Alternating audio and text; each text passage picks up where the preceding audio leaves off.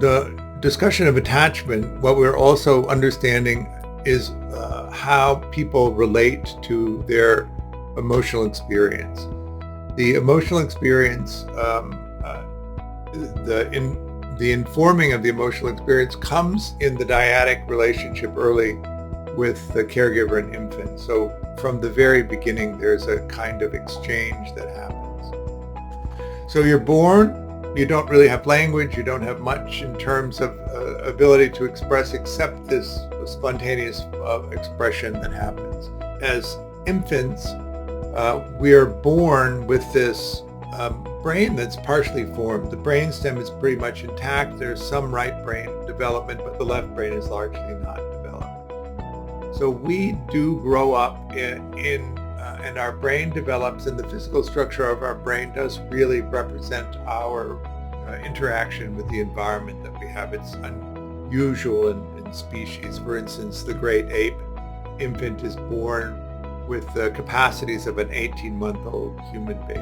The human baby can't even sit up, can't roll over. It basically, I like to call it the blob stage. You just put the baby where it is and it stays there because it can't go anywhere. And then after a few months, it begins to creep. Creeping is where they slide themselves across the floor.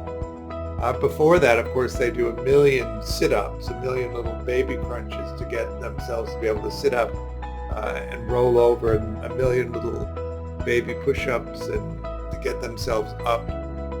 As they creep along the floor, they're developing their strength to the point that they can get up on all fours and crawl. This takes months of activity on the infant's part to be able to do that. If you have ever been around really small children, in the very beginning, of course, they're really swaddled, so they can't even move because it creates a sense of safety for them. But in the interaction with the caregiver, if you have a sensitively enough attuned caregiver, they empathetically connect to your infant expression, and they begin to interpret it. That includes mirroring back to what they think you're expressing. So our earliest instruction on understanding what emotions are is this reflection in the face of the caregiver who mirrors back to us what they're empathetically picking up in us. And we begin to associate our sensation in the body with the facial expression. And then later, as they, if they engage in a narrative with us, some caregivers narrate the child's life, which is one of the things that helps them to develop mentalizing. And if you didn't have a parent that narrated your life along with you, that you will have a harder time with the mentalizing. And then the final piece of this process is where the caregiver provides the care that the child needs. And there's a period of experimentation. The child presents in a certain way. The caregiver connects empathetically, mirrors back, and provides care. And if the care lines up with what the actual need of the child is, that cycle of security is reinforced.